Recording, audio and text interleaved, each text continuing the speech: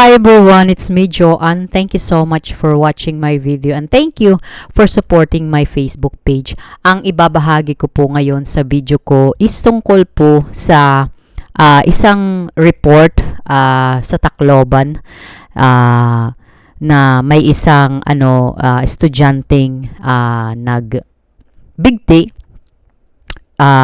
Isa siyang estudyante. Well, nakakaalarma po ito ang ganitong mga balita sa Pilipinas. Estudyante na nag-suicide, probably, pressure sa paaralan, daming projects, mga gastusin sa paaralan, lalo na kung papalapit ang exam. Dapat tutukan rin ito ng taga-DepEd, lalo na kung may mga babayarin sa paaralan. Kasi hindi lahat ng mga magulang ay kayang tustusan or afford. Dapat kung ano lang ang kaya ng mga magulang. Para sa mga estudyante naman, kung kayo ay nakakaranas ng pressure sa paaralan, sa inyong pag-aaral, mag-open kayo sa inyong mga magulang o di kaya sa mapagkakatiwalaang kaibigan. Sa mga magulang naman, may oras dapat kayo sa inyong mga anak na kamustahin ang kanilang pag-aaral, kamustahin ang kanilang mental health, kamustahin ang buong maghapon na nasa paaralan ka, ano ang ginawa mo. And I understand naman na dapat kumayod kayo para sa mga gastusin sa pagtustos ng para sa inyong mga anak, pero dapat maglaan din kayo ng oras sa inyong mga anak. At kung mag-open ang inyong mga anak sa inyo, dapat intindihin ninyo, makinig kayo, hindi dapat sermonan. Kailangan kung magbibigay kayo ng ng advice or sermon man, dapat sa tamang paraan, 'di ba? Hindi yung magagalit ka, sisigaw ka. No, kailangan sa tamang paraan na hindi ma-misinterpret ng bata, 'di ba? Kasi yung mga edad 10 hanggang 20, yan yung pinaka kumbaga sensitibo, pinaka vulnerable period ng isang bata. So, kailangan talaga na masinsinan na tatanungin, kakausapin, di ba? Huwag ninyong sabihin sa inyong mga anak na bata mo pa, nakakaranas ka na nitong depress, bata mo pa, nakakaranas ka na ng stress. Noong panahon namin, wala kami niyan, hindi namin yan naranasan. Hindi dapat ganun kasi hindi mo ihahalin tulad yung panahon mo at yung panahon ng anak mo ngayon. Kasi yung panahon mo, probably you also experiencing it. Naranasan mo yan, pero hindi mo lang siya kumbaga hindi mo lang siya maipaliwanag. Kasi nung time na yun, dapat hindi ka magpakita ng kahinaan. Dapat strong ka. 'Di ba ganun yung mga na mahina ka nila lang? No. Sometimes we have to feel that. Kasi parte po 'yan ng pagiging isang tao. Hindi po 'yan walang mali doon. You know, pag nakakaranas ka ng ganun. And then ngayon, syempre, more pressure ang kabataan because of social media, because of gadgets. So, kailangan talaga na hindi mo ikukumpara yung buhay mo at yung buhay ng anak mo ngayon. Kasi mas lalong hindi mag-o-open ang inyong mga anak sa inyo. So, yung ibang mga estudyante naghahanap sa labas na kung saan sila ay maiintindihan sila. Ang nangyayari is mas nagiging kumbaga napapasama. Nababarkada, yung mga barkada, mga bad influence. So yun, imbis na maano yung anak mo, is hindi. And ang mga estudyante kasi ngayon, curious sila sa kanilang mga nararamdaman. Kung papaano nila mamamanage ang stress, lalo na sa paaralan or lalo na sa bahay, 'di ba? Kaya nga lumalapit sila sa inyo, sa atin bilang magulang dahil nagbabakasakali sila na masagot natin o masagot ninyo ang kanilang mga katanungan na hinahanap.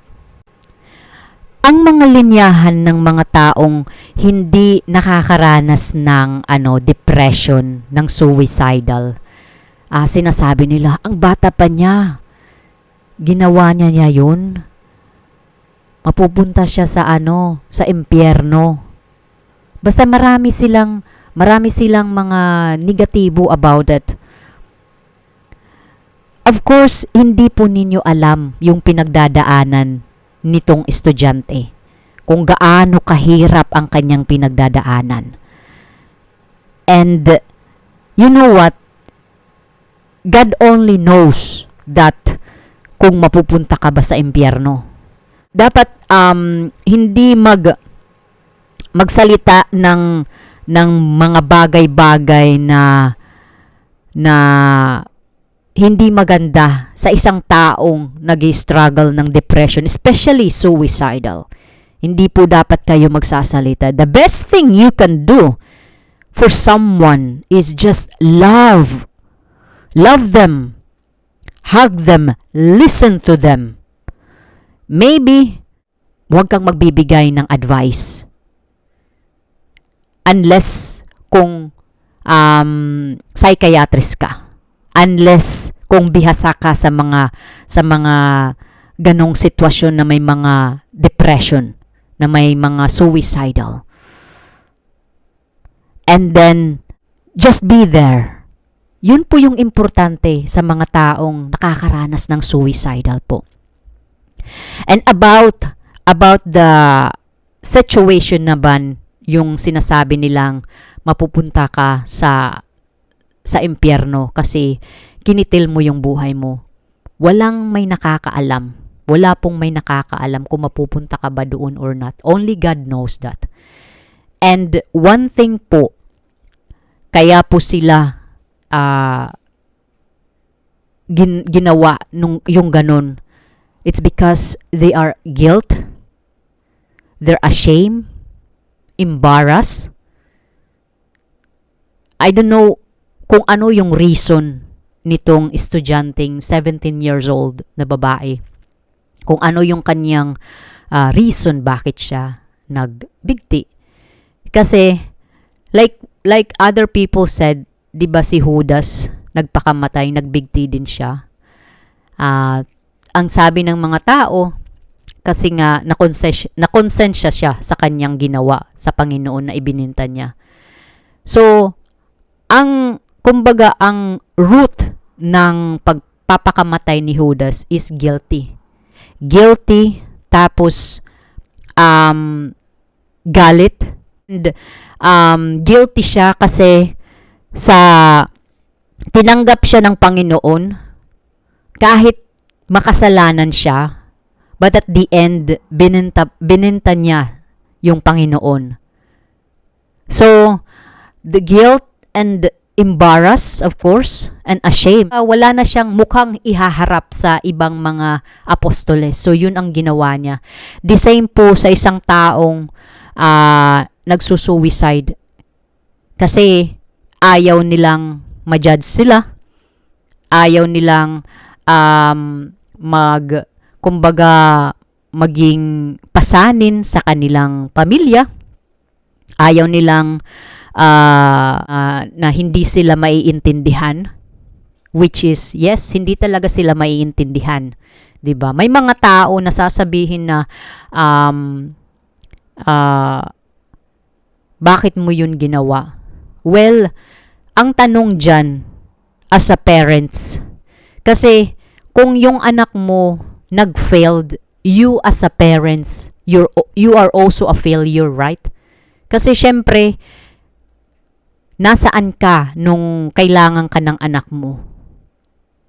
That he need someone na nandyan, someone na i-guide siya, someone na willing to listen and comfort, hug, at sabihin sa kanya na importante ka sa akin at dito sa mundo. So yun po ang dapat kung mayroon po kayong nai-encounter na ganitong sitwasyon na may mga taong depressed, ipadama po ninyo sa kanila na importante sila sa mundong ito. Huwag po kayong magbibigay ng advice kung hindi po kayo professional. Kasi ako po as a person na na-diagnose ng PTSD, suicidal thoughts, panic disorder. Yung asawa ko, meron din po siyang disorder, pero never siyang you have to seek help kasi para yan sa kapakanan mo. Yes, yung asawa ko talaga is part talaga siya ng aking recovery. Importante talaga na may nakaalalay sa'yo, parents mo man yan, asawa mo man yan, kapatid mo man yan, kaibigan mo man yan. Sana suportahan nyo po, iparamdam ninyo po sa kanila na importante sila, na mahal ninyo sila. And hug that person. Kung nagsasuffer siya ng depression or suicidal, hug that person. Kahit walang advice na nanggagaling sa'yo, just be there, be present, and good listener. Dapat nakikinig ka sa kanyang mga pighati. Kailangan talaga na may nakaalalay sa kanya. Hindi mo dapat husgahan ng isang tao. Kasi this student, maaano pa naman ito, kumbaga, ma-prevent pa naman ito. Pero, of course, sa Pilipinas, yung ganitong mental health na usapin, still taboo. Kahit dito sa Belgium, ganun pa rin. Ayaw nilang ipakita na mayroon silang nararanasan mentally. Like they always said, it's okay not to be okay sometimes, you know. Walang may mawawala sa iyo, 'di ba? Walang hindi mababawasan yung pagiging isang tao mo, 'di ba? Mahirap lang kasi sa mga tao na sinasabihan ka na kulang yung paniniwala mo sa Panginoon, kaya ka nakakaranas ng ganon. Hindi po kasi kahit anong gaano ka ka-strong, makakaranas ka pa rin talaga ng depression. Depende lang talaga sa support system na nakapalibot sa'yo. Kasi kung yung support system mo is toxic, wala ka na talaga. Wala ka ng pag-asa. Pero kung yung support system na nakapaligid sa'yo, very positive, they give you motivated na kailangan mong magpatuloy, kailangan mong maging totoo sa iyong sarili, and just take your time, you know. At importante ka dito sa mundo. Importante ka sa iyong mga kaibigan, importante ka sa iyong boyfriend or girlfriend, importante ka sa mga ibang tao na mga nakakakilala sa iyo. 'Di ba? So kailangan you need help. Reach out. You know, wag mong itago.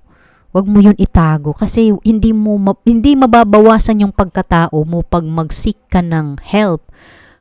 So sana kung nakakaranas ka ngayon ng depression at suicidal, hindi ka nag-iisa. Importante ka.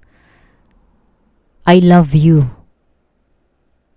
And you deserve to continue your life here in this world. I I know na may time talaga na sobrang hirap. And sometimes may mga problema tayo na hindi natin mahanap yung mga sagot. But someday it will come na hindi mo inaasahan. So thank you so much.